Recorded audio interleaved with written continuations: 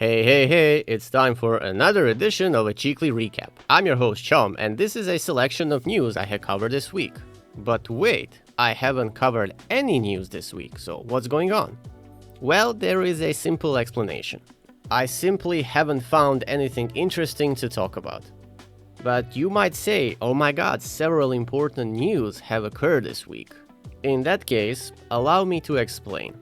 Yes, I am fully aware that Bethesda released some kind of a statement when it comes to the direction of the company in the nearby future. Essentially, we got news about the remasters of Fallout 3 and New Vegas, new game from Obsidian that Bethesda is going to help out, which is going to be another Fallout, apparently Fallout New Vegas 2, and other news related to Bethesda, in this case, what's happening with Elder Scrolls 6, Starfield, Elder Scrolls Online, and other games.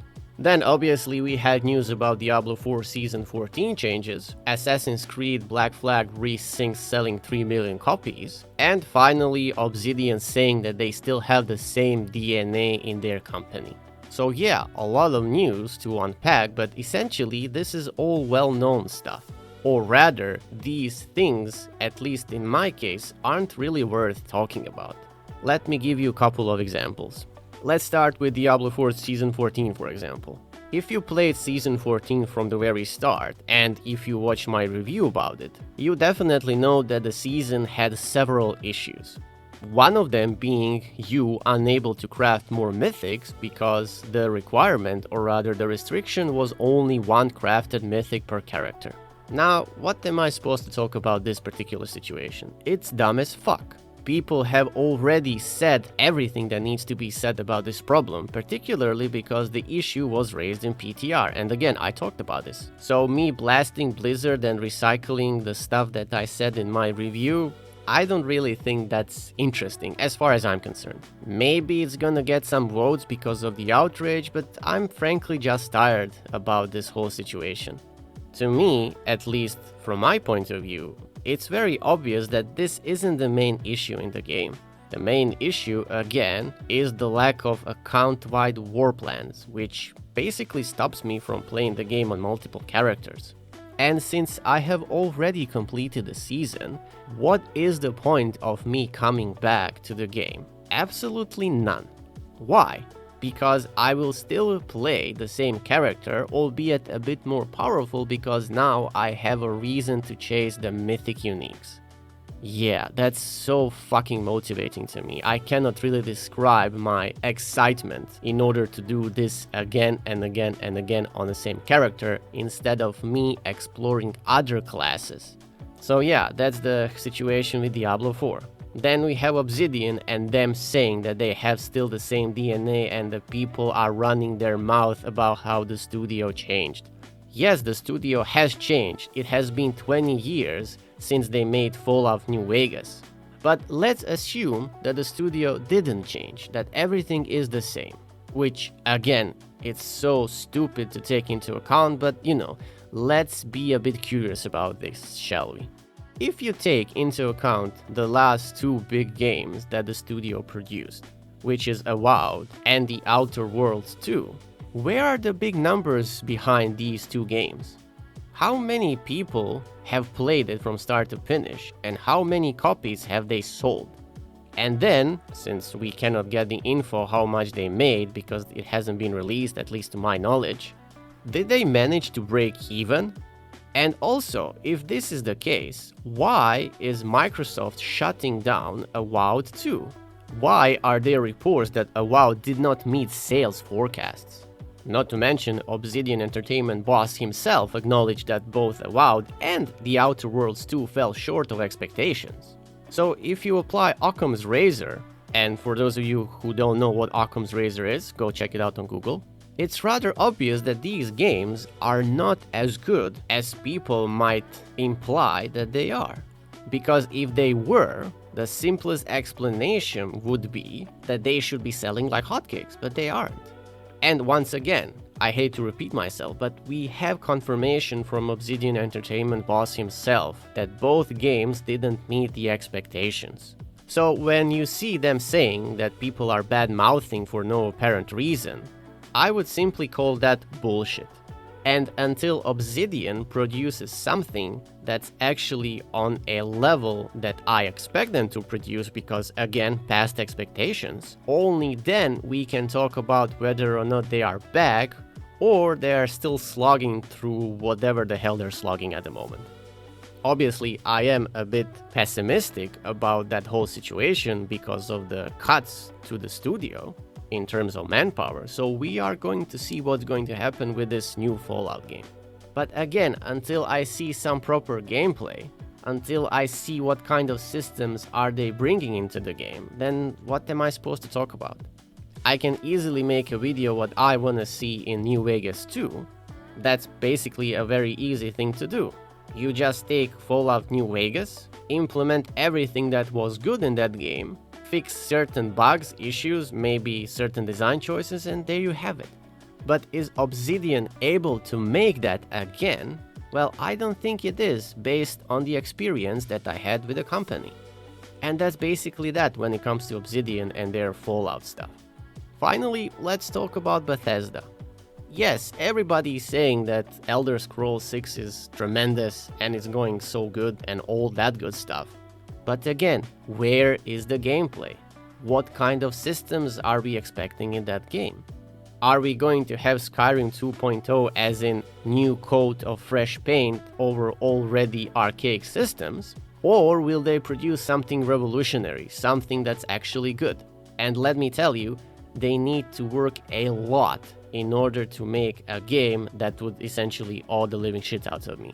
So yeah, I like Todd and his approach and all that good stuff. He seems like a very likable person when I watch the videos and when he's explaining stuff. I mean, the passion is there. But if we are going to get something like Starfield-like, but in Skyrim, I don't know, man. Starfield showed that they really lost their game when it comes to what people want and how they see the, I suppose, future of Elder Scrolls 6.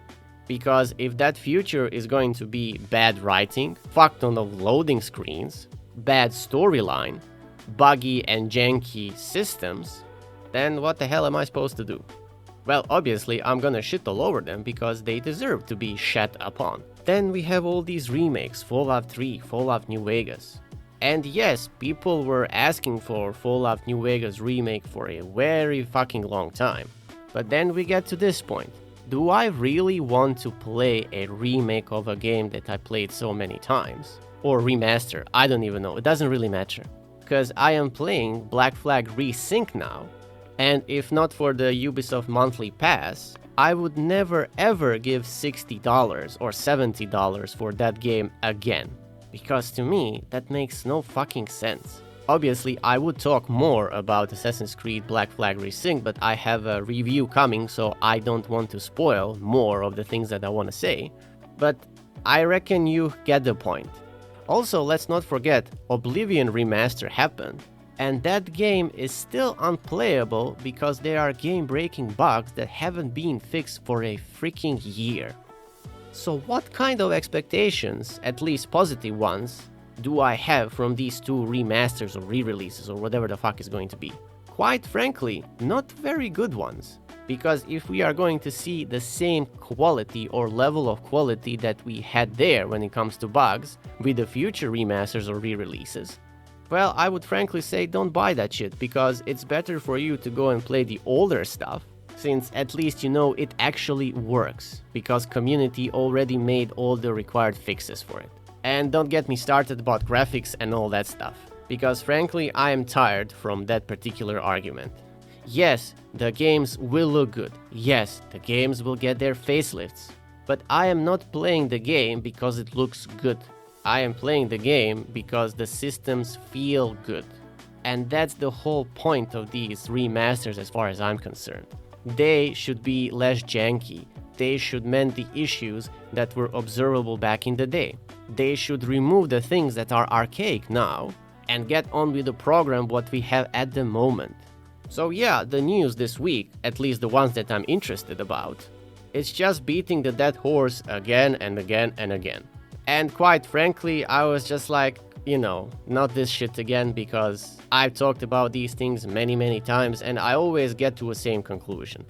In terms of Bethesda and Obsidian, well, it's actually rather simple. Give me a proper gameplay trailer when I can see all the features and systems, how they interact with each other. Make a detailed explanation about future gameplay systems, and only then I can kinda say something about the whole matter. However, as things stand, like I said, I don't really have a lot of faith in Bethesda or Obsidian for that matter. And that's basically it. That's what happened with today's news. Or lack thereof.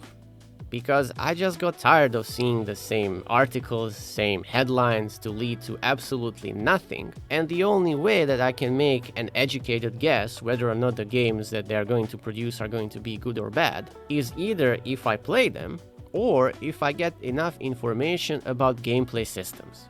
Because let's be honest, my confidence that Bethesda or Obsidian are going to produce something interesting, or at least at the level of my expectation, it's pretty darn low.